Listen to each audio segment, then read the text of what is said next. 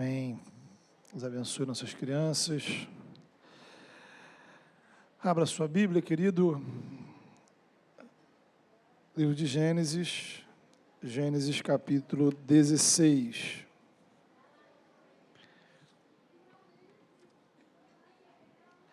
Gênesis, capítulo de número 16.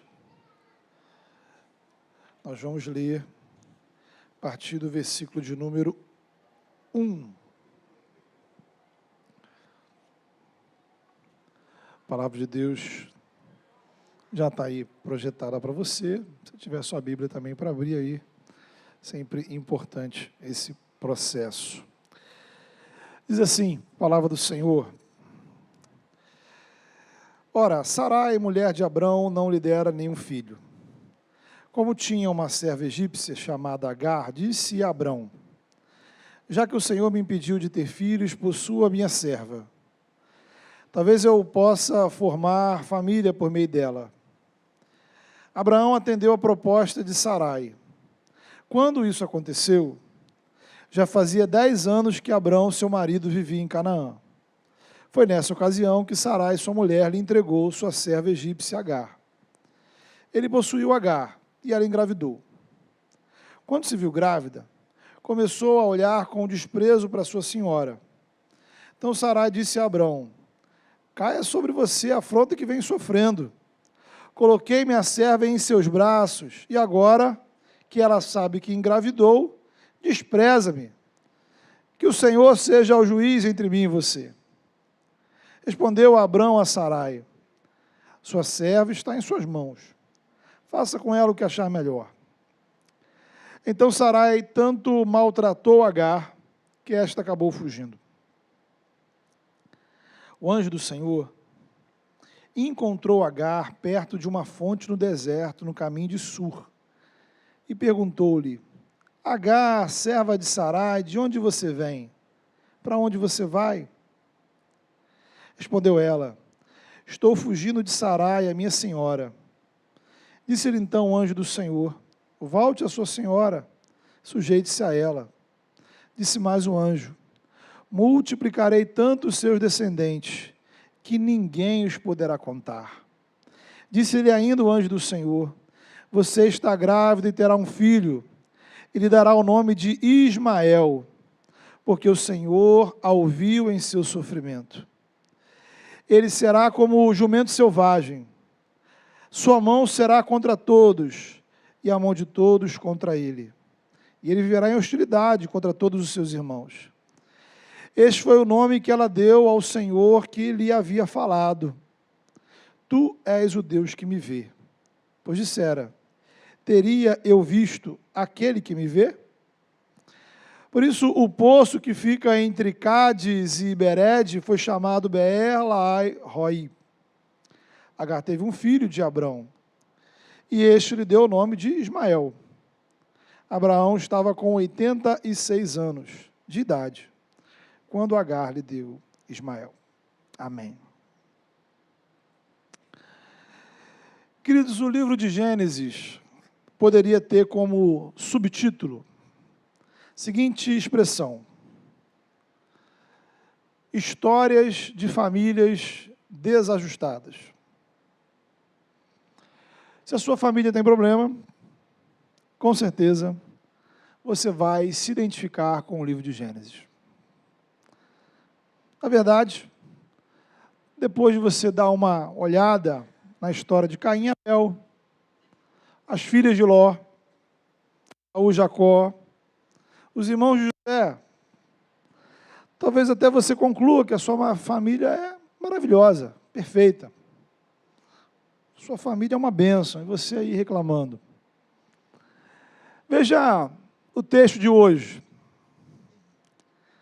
Temos aí o problema da esposa incrédula, do marido omisso, e uma das primeiras mães solteiras da história.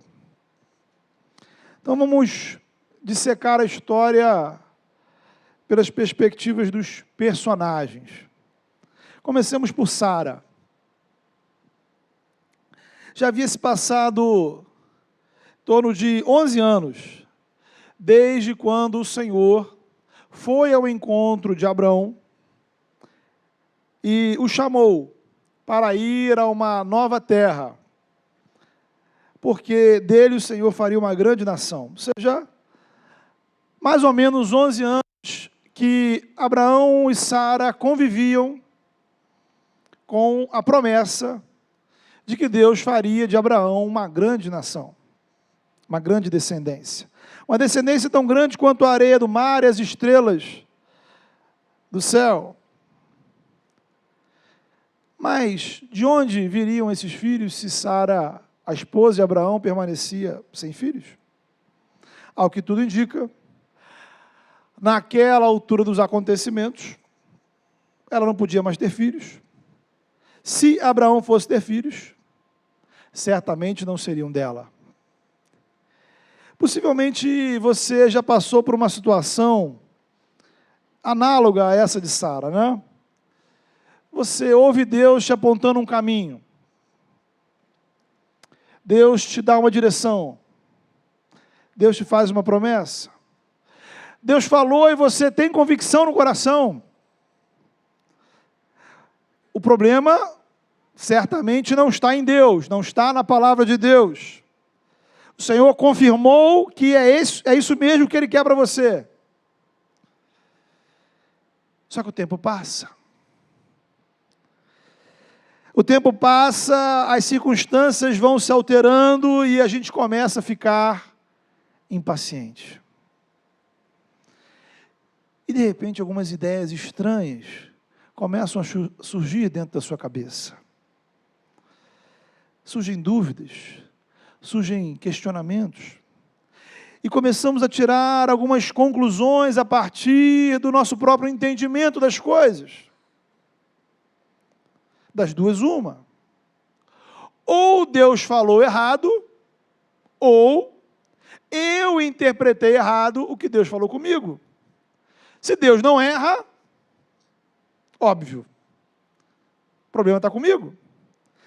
E aí a gente começa, primeiro, a pensar bobagens, e depois a compartilhar as bobagens que pensamos.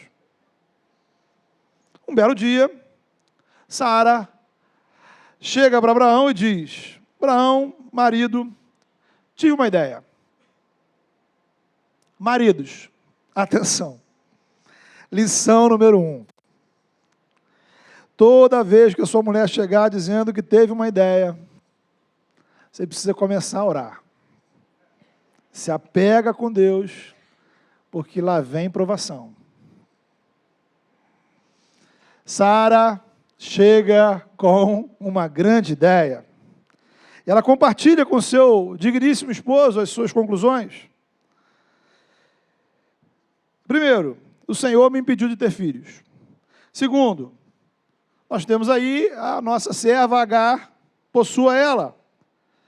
Terceiro, o texto vai dizer, e ela vai dizer, quem sabe eu possa formar família a partir dela.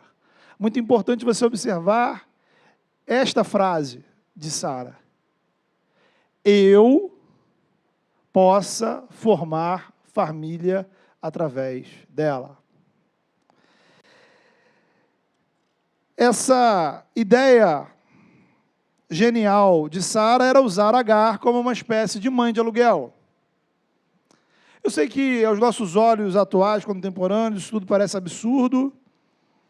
Para os padrões da nossa sociedade é absurdo, embora, vez ou outra, a gente tem notícias de que isso por aí ainda aconteça, né?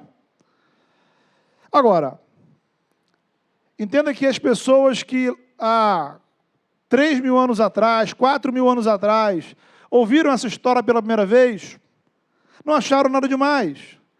No contexto cultural e social daquela época, isso era super comum. Veja, não estou dizendo que é certo, estou dizendo que era comum, ao ponto de o escritor não fazer nenhum comentário. O problema aqui é que se trata de uma família crente. Uma família que estava em aliança com o Senhor. Uma família que já tinha experiências com Deus. Gente que conhecia a vontade de Deus. gente que já tinha tomado decisões com base em obediência ao Senhor.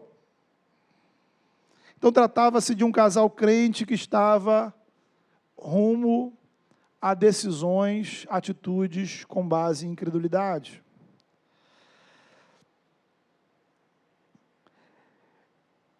Sara compartilha sua ideia genial, vai lá, transa com a escrava.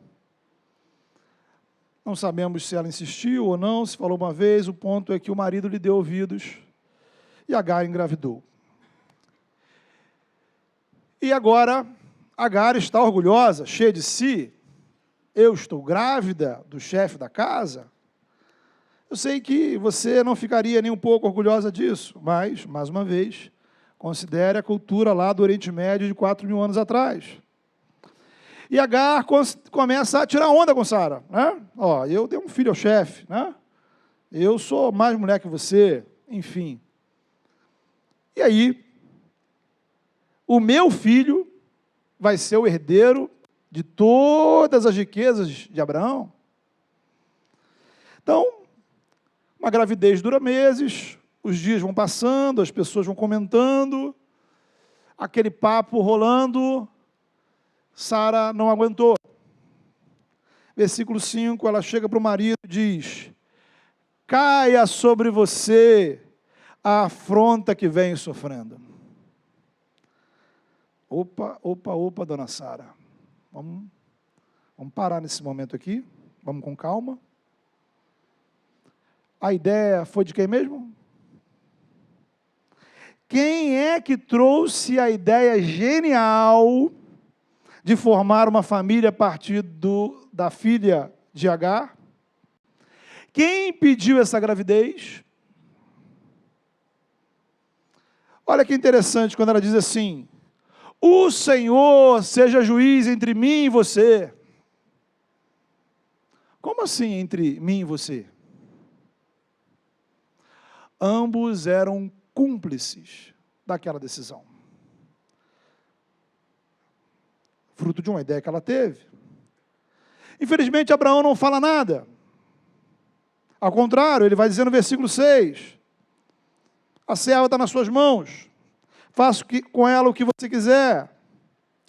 E o texto diz que Sara tanto maltratou Agar, já grávida, que ela acabou fugindo.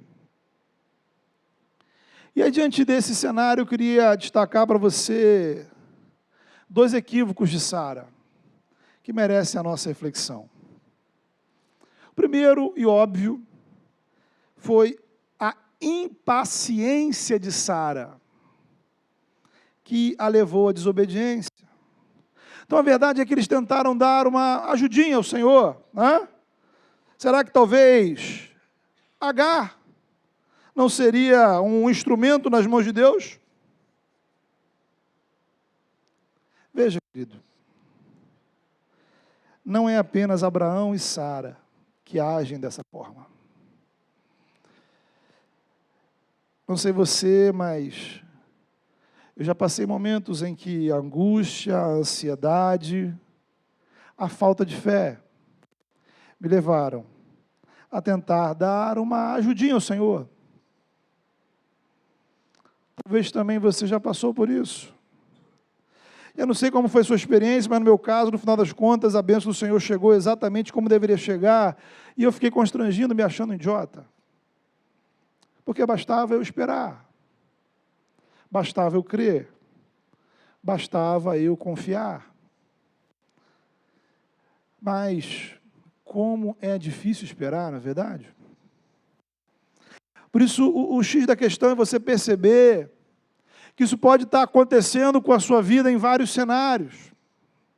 Nesse exato momento, o tempo vai passando, as circunstâncias da sua vida vão ficando mais difíceis, mais complicadas, e aí na sua cabeça começa a surgir pensamentos do tipo: eu preciso fazer alguma coisa. Não dá mais para esperar Deus agir. E aí uma mentalidade mundana começa a impulsionar você a seguinte reflexão: ora, se eu não fizer nada, nada vai acontecer. São pensamentos, queridos, que não nascem de um tempo de oração, não são resultado de meditação na palavra, não são fruto de uma conversa edificante com outros irmãos. São desejos que têm a ver apenas e tão somente com a satisfação da sua ansiedade. Eu te pergunto, você já orou alguma vez em voz alta a respeito destes pensamentos que estão na sua cabeça? Você já pediu a alguém para orar com você a respeito destas ideias insistentes que estão na sua cabeça? Você já pediu ao Senhor sinais de confirmação de qual é a vontade dEle para a sua vida? Na sua avaliação da realidade, será que a obediência ao Senhor é um fator a ser levado em consideração? Será que você já parou para pensar em como essa decisão se encaixa no seu relacionamento com Deus? No seu cálculo de possibilidades? O poder de Deus foi incluído como uma variável? Será que o fator primordial para a sua decisão, para a sua escolha, é o tempo? É a pressa? Ou é a vontade de Deus para a sua vida? Ou é estar em comunhão com o Senhor? Sara não fez nada disso, irmãos. E talvez você não esteja fazendo, mas talvez você possa evitar um caminho desastroso, que foi o que Sara tomou. O segundo equívoco de Sara, querido, é não assumir as consequências dos seus atos. Obviamente, a ideia dela foi uma ideia esdrúxula, né? Nunca daria certo. Porém, as coisas foram acontecendo exatamente como ela planejou, né? Abraão ficou com Agar engravidou, tudo tinha o consentimento explícito da sua esposa, só que depois as coisas, veja você, as coisas fugiram ao controle de Sara. Algo, isto é importante você observar, algo que ela não previu aconteceu. E aí ela se arrepende. E ela fica com ódio de Agar. Claro, importantíssimo notar, que em nenhum momento Agar foi consultada sobre o assunto. Ela estava grávida por decisão de Sara. E agora ela seria maltratada por causa da amargura de Sara. Note, o problema de seguirmos um cenário, um caminho diante da vontade de Deus, é que nós não conseguimos prever todos os cenários. Então, o salmista diz assim: o Senhor é meu pastor, nada me faltará. Então, esta declaração, ele está se submetendo ao pastoreio do Senhor. Ele me faz repousar. Ele me guia às águas de descanso. Ele me conduz pelos caminhos justos. Então, neste processo, ainda que eu ande pelo vale da sombra da morte, eu não preciso temer. Porque quem é que está me conduzindo? É o pastor. É o bom pastor. O Senhor está comigo. Então, no caminho da obediência ao Senhor, eu não preciso temer, porque Ele está me guiando. Não há insegurança. Então, meu irmão, minha irmã, você não controla todas as variantes, é óbvio que não. Você nunca conseguirá prever todos os detalhes. Por isso que andar no caminho do Senhor é tão importante. Porque você sabe que mesmo quando tudo foge ao seu controle, sempre esteve no controle do Senhor.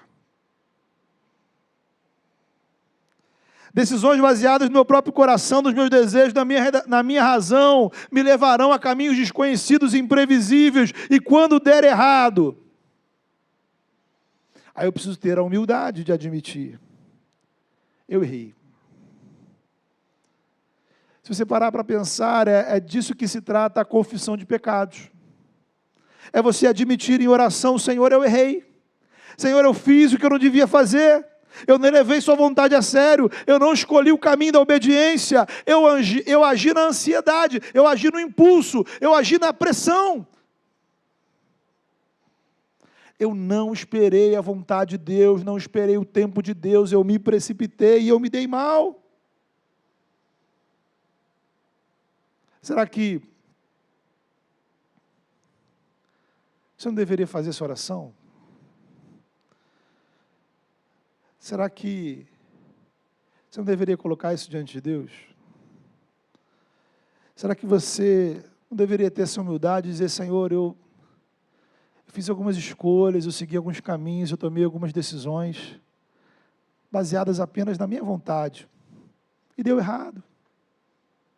Eu reconheço, eu não levei a obediência ao Senhor em consideração, assuma. Veja, querido, o caminho do pecado sempre deixa efeitos colaterais. A nossa afobação, a nossa desobediência, a nossa incredulidade sempre prejudica as pessoas que estão ao nosso redor. A vítima aqui foi Agar.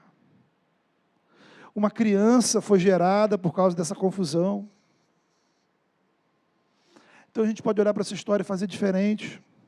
Reconhecer o nosso erro diante do Senhor, mas também reconhecer o erro diante das pessoas que estão ao seu redor. Talvez pessoas da sua casa, da sua família, foram prejudicadas por sua ansiedade e precipitação. E você nem sequer pediu desculpas. Talvez seus amigos, talvez seus colegas de trabalho, talvez os irmãos da igreja. Precisamos aprender a nos colocar diante do Senhor em oração, confessando o nosso pecado e clamando por perdão. E também assumir o nosso erro diante dos outros. É o mínimo que podemos fazer, pedir desculpas, confessar pecados. Agora, naturalmente há um sentimento muito poderoso que nos impede de reconhecer esse erro. Não é nenhuma entidade maligna, não é o diabo, não é nenhum demônio. Chama-se orgulho. Orgulho. O orgulho de Sara estava ferido. E ela então ficou cega. Veja o ciclo vicioso do pecado. Primeiro, no coração dela, a impaciência e a falta de fé. Depois, uma atitude de desobediência ao Senhor. E depois, por fim, a tentativa de se livrar do problema. Porque não queremos mais lidar com o nosso próprio erro. Veja, nessa altura dos acontecimentos, Deus ainda não tinha falado nada com Abraão e com Sara, nesse episódio. O problema de Sara surgiu das próprias circunstâncias do seu erro, e ela não admitiu. E ela não retrocedeu. E ela não mudou de ideia. Você pode ser Sara da história. A Sara da história. Mas também você pode ser o Abraão da história. Então, vamos olhar a perspectiva de Abraão. Óbvio, não é nenhum inocente. Né? Para começar, ele concordou com essa ideia descabida da esposa. Ele, mais do que ninguém, conhecia a promessa do Senhor. No mínimo, ele poderia ter consultado o Senhor. Senhor, vamos orar, Sara? Vamos perguntar ao Senhor se é isso mesmo, né? Mas aí entra aquele fator que mexe no seu coração: pressa. Você já ouviu que a pressa é inimiga da perfeição, né? A gente pode adaptar e dizer o seguinte: a pressa é inimiga da oração. Estamos tão ansiosos, tão apressados, tão afobados, não temos tempo de orar. Não dá tempo, pastor. Como é que eu vou orar? Pois é. O tempo era contra eles. Será que eles teriam tempo de ver esse filho nascer? Será que eles teriam tempo de ver o filho crescer? Então, na visão de Sara, ela não poderia ter filhos, e Abraão, até quando seria o tempo dele? Então, Abraão se deixa levar pela ideia maluca de Sara. Talvez você diga: Abraão se aproveitou da ideia. Pode ser. Ele pecou.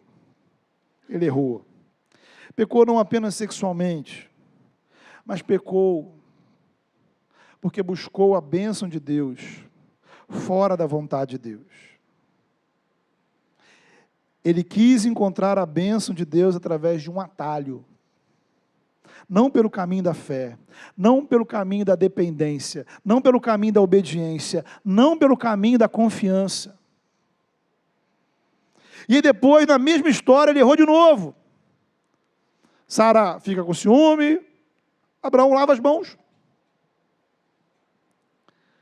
E a gente também pode tirar algumas lições dessa triste atuação de Abraão. Em primeiro lugar, eu vejo que essa história nos ajuda a pensar assim, algumas coisas equivocadas que nós temos sobre gênero.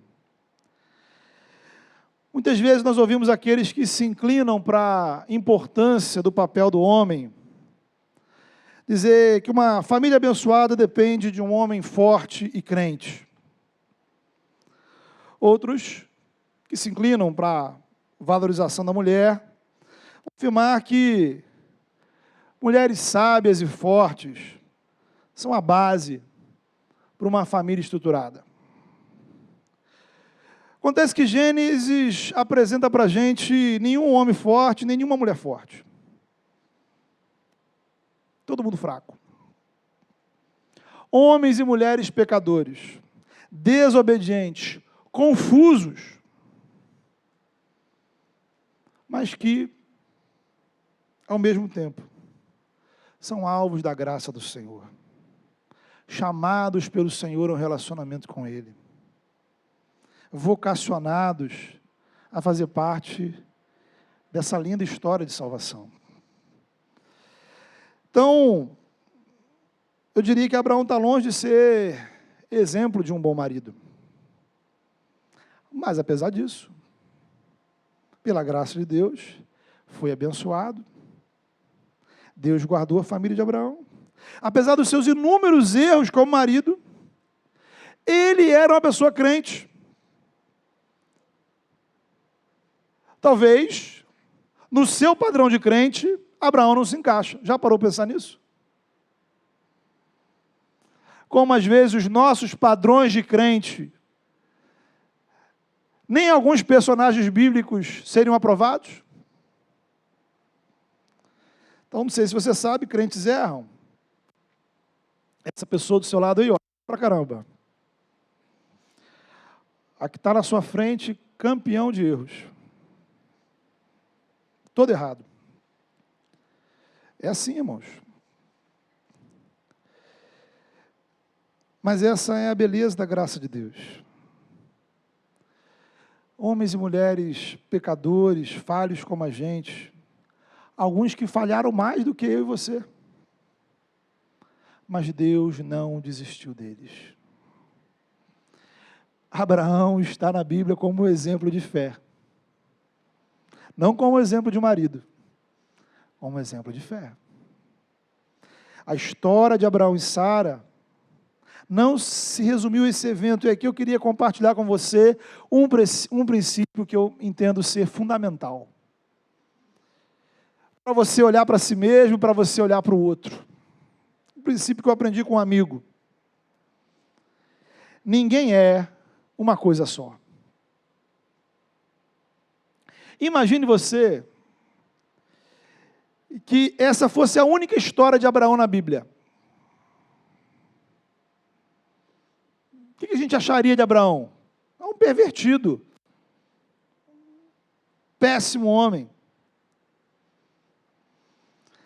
Graças a Deus a Bíblia nos mostra que esse mesmo Abraão, que fez esse monte de bobagem aqui, lá atrás, deixou os seus parentes rumo ao desconhecido em obediência ao Senhor. Esse é o Abraão que vai orar com insistência, e Deus vai ouvi-lo, para salvar as cidades de Sodoma e Gomorra, se houvessem, pelo menos ali, alguns justos. Esse é o Abraão que lutou pelo seu sobrinho. Esse é o Abraão que, quando Deus pediu que ele sacrificasse o seu filho, pegou Isaque e levou para sacrificar. Ninguém é uma coisa só. Não são os seus erros ou os seus acertos que te definem. É a graça de Deus na sua vida. Então, quando você olhar para o outro, pense que ele não é só esse erro. Quando você olhar para a sua vida e quando a sua consciência te pesar por algum problema, alguma coisa que você fez que não devia fazer e a culpa, a angústia vier, lembre-se, você não é só isso. Como cantamos, né? Nós somos aquilo que o Senhor diz que nós somos. A esperança para você que errou, a esperança para você que tem errado, a esperança para a sua vida e para a sua família. Famílias abençoadas são compostas por homens e mulheres, fracos, pecadores, mas que se colocam na dependência de Deus, que buscam o Senhor em oração antes de tomar uma decisão, que baseiam seus passos na obediência à vontade de Deus, não na pressa de resolver o mais rápido possível. Infelizmente, muitos casais estão perdidos, porque homem e mulher estão brigando para ver quem manda mais, quem supostamente é mais forte. E às vezes nessa família tem tanta gente mandando que não sobra espaço para o senhorio do Senhor. Talvez em alguns relacionamentos está sobrando força, faltando humildade, faltando quebrantamento, faltando joelhos dobrados diante do Senhor. Não falta força a alguns homens e mulheres para se ofenderem, para se machucarem, para se agredirem. Ah, mas como falta força para orar, né? Como falta força para perdoar. Como falta força para se quebrantar. Como falta força para a gente confessar pecados, pedir desculpas, pedir ajuda. Quando a gente olha para o ministério de Jesus, eu não sei você, mas eu não vejo Jesus procurando pessoas fortes, né? Não sei se na sua Bíblia está escrito alguma coisa assim: venham a mim todos os homens e mulheres que são fortes. Não vejo Jesus oferecendo empoderamento para ninguém. Na verdade, o único poder que Jesus nos oferece é o poder do Espírito Santo. A força que nós precisamos nos encher é do Espírito Santo. E eu te pergunto, qual foi a última vez que você buscou em Deus oração para ser uma pessoa cheia do Espírito Santo? Será que sequer alguma vez na sua vida você fez essa oração?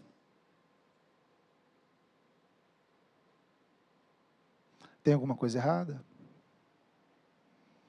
Talvez seja isso que sua família precisa. Talvez seja isso que o seu casamento precisa, talvez seja isso que você como homem precisa buscar, você como mulher precisa buscar, talvez seja isso que nós como igreja deveríamos buscar. Sermos uma igreja abençoada, não estamos buscando aqui homens ou mulheres fortes, estamos buscando gente crente. Porque a igreja precisa de gente crente comprometida com o Evangelho, e na perspectiva do Evangelho não estamos buscando força. Ao contrário. Precisamos de pessoas que admitam, reconheçam, de forma humilde e sincera, a sua fraqueza. Homens fracos, mulheres fracas, pecadoras, que não têm vergonha de admitir a sua fraqueza, que não têm a hipocrisia de esconder suas fraquezas e pecados, que sabem que seus fraquezas e pecados têm nome, e os admitem, e os confessam, e se quebrantam diante do Senhor, e se colocam diante do Senhor e dos seus irmãos, como servos. Gente comprometida coração com a palavra, com a missão do reino, gente apaixonada pelo evangelho, gente impactada pela graça, gente que ama o Senhor de todo o coração. É quem você precisa ser. É o que você precisa buscar. É o que nós precisamos buscar. É o que as nossas famílias precisam. E aí depois de você acertar sua vida com Deus, a gente pode conversar sobre como é que vai desenvolver seu casamento, sua vida conjugal e detalhes. Voltando à história, Sara errou. Abraão errou. Assim como antes dele, Eva errou e Adão errou. Casais cúmplices do erro, do pecado. O que nos leva a uma outra aplicação. A necessidade da gente dizer não às propostas de pecado, mesmo quando elas são trazidas por alguém especial. Precisamos estar cheios do Espírito Santo, firmados no temor do Senhor, comprometidos com o Evangelho, porque às vezes a ideia do pecado vem daquele que você ama. Do namorado, da namorada, do seu melhor amigo, do seu pai, da sua mãe, do seu filho, do seu marido, da sua esposa, do seu tio, do seu irmão. Às vezes a ideia do pecado vem do irmão da igreja que está do seu lado. São pessoas que exercem influência emocional sobre a gente. E nessas horas, nós precisamos agir como Jó, respondendo à sua mulher: você está doida. Foi o que Jó falou. Minha amada, você está louca. Está fora de si. O senhorio de Jesus, irmãos, precisa estar acima dos demais relacionamentos que temos. O reino de Deus precisa ocupar o primeiro lugar do nosso coração. E aí vai um teste importante. Você consegue dizer não para as pessoas que têm mais influência sobre você? Não no sentido de dizer, eu não vou fazer isso, porque isso desagrada ao Senhor. Então, entre desagradá-las e agradar ao Senhor, qual seria a sua escolha? Só essa pergunta já vale a semana inteira para você pensar. Mas a gente não pode terminar essa reflexão sem falar de Agar, a terceira personagem da história. Foi usada como vítima, né? Foi vítima. Tentou ali, de alguma maneira, de se vingar. Usou a arma que ela tinha. Foi maltratada. Possivelmente maltratada fisicamente. Fugiu porque estava sofrendo, não tinha para onde ir, grávida, solteira, sem família, sem recursos, sem apoio nenhum. Uma história de N mulheres dos nossos dias. Mas o texto afirma que Deus foi ao encontro de Agar. O próprio Senhor se manifestou a ela. O anjo do Senhor aqui significa uma manifestação do próprio Deus. Por isso ele vai dizer: o Senhor a ouviu em seu sofrimento. Assim como o filho de Maria, Agar teve a honra de ter o nome do seu filho escolhido pelo próprio Senhor. Perceba, isso não significa que a vida de Agar daqui para frente foi um mar de rosas. Longe disso. Ela voltou para a casa de Abraão e Sara, ela deu à luz, Ismael nasceu, viu seu filho crescer. Lá para frente a gente vai ver que ela passou outros perrengues. Contudo, tanto aqui quanto mais à frente, ela teve uma experiência que ela resume na maneira como ela descreve Deus. Versículo 13. Tu és o Deus que me vê. Tu és o Deus que me vê. Deus que se revelou a Agar é o Deus que se revela em Jesus como Emanuel. Ele é o Deus que te vê. É o Deus que te vê em seu sofrimento, em sua angústia, em sua dor. É o Deus que te vê quando você está sozinho, quando mais ninguém te vê. É o Deus que te vê quando você é desprezado, abandonado, enganado.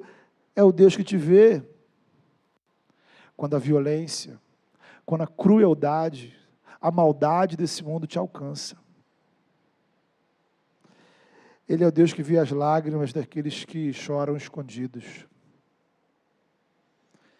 Ele é o Deus que vê as dúvidas, os medos, os traumas que trazemos dentro do coração. Ele é o Deus que vai ao seu encontro. E quando você aparentemente não tem nenhuma perspectiva de futuro, você não tem para onde ir, você nem sabe direito quem mais é você, Ele é o Deus que semeia esperança no seu coração. Ele é o Deus que te vê nesse exato momento. O que será que o Deus que te vê está vendo? O que será que o Deus que te vê enxerga no seu coração?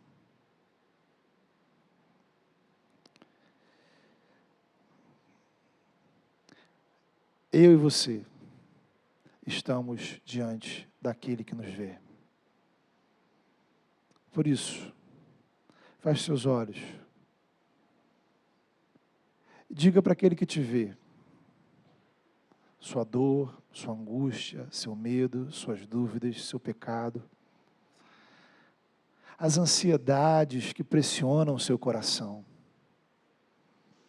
as ansiedades que te empurram para decisões às vezes impensadas.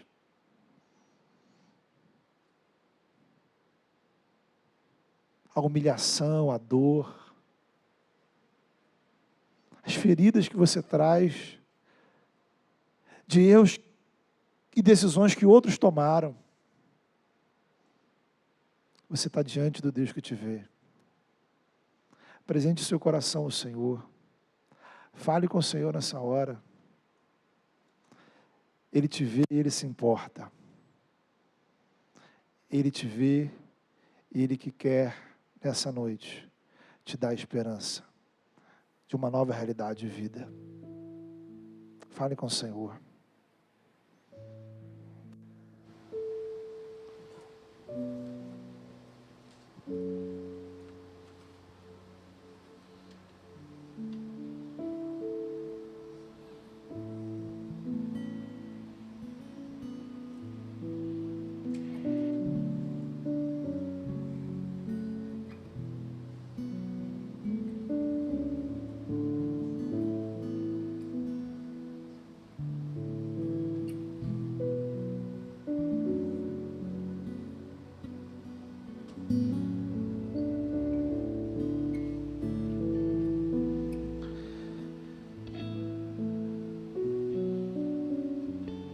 Deus Todo-Poderoso,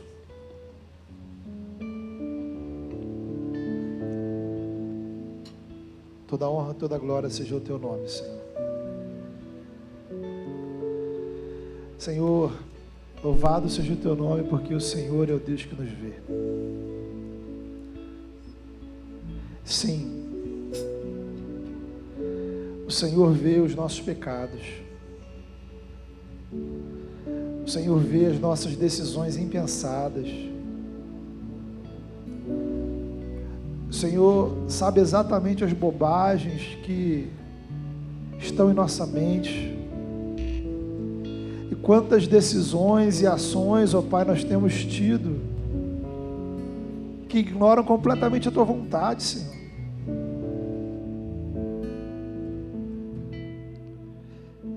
Coisas que têm nos prejudicado e prejudicado outros ao nosso redor. Ó Pai, Tu vês os nossos corações, as angústias que temos, a ansiedade que pressiona o nosso coração, as decisões que as situações que precisamos resolver, e já fica difícil de esperar. Como é difícil esperar no Senhor. Pai, o Senhor é Deus que vê esses, ó Pai, que estão caídos, quebrados, talvez desesperados, ó Deus, com a perspectiva de futuro ou sem perspectiva de futuro.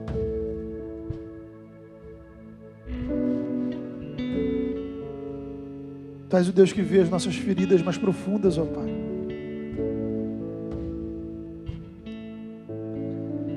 Em nome de Jesus, nessa hora, venha ao nosso encontro, ó Pai. Venha ao encontro desses que oram e clamam o Teu nome, Senhor, em nome de Jesus, e toca-nos, ó Pai, com o Teu Espírito Santo.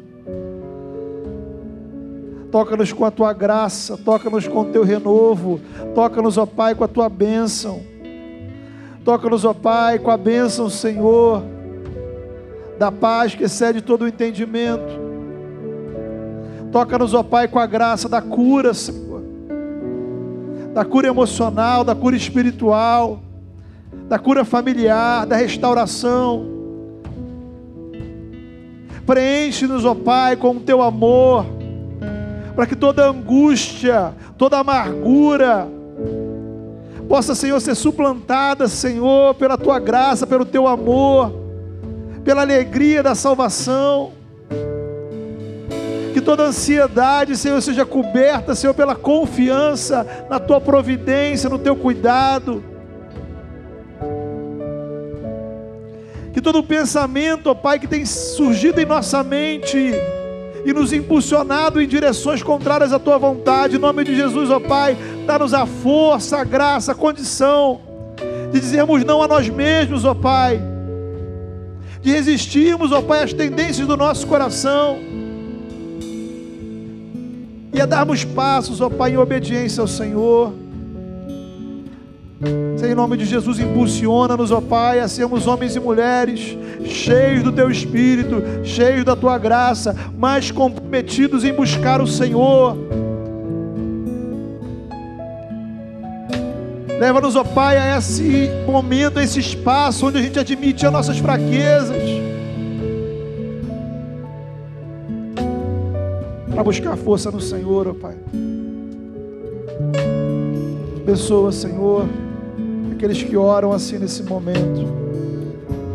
Abençoa as famílias, abençoa os casais, abençoa, ó Pai, aqueles, ó Deus, que como Agar sofreram, Senhor, maldades, violências e crueldades. Pessoas, ó Pai, que deveriam amar, muitas vezes, ó Pai, causam dores profundas. Visita esses, ó Pai, que eles sintam o Teu amor e que eles possam entender, ó Deus, sentir e entender, experimentar e compreender que a identidade deles, a nossa identidade, Senhor, é definida pelo Teu amor, não por aquilo que as pessoas fazem com a gente. e que o teu amor, ó Pai, preencha o nosso coração,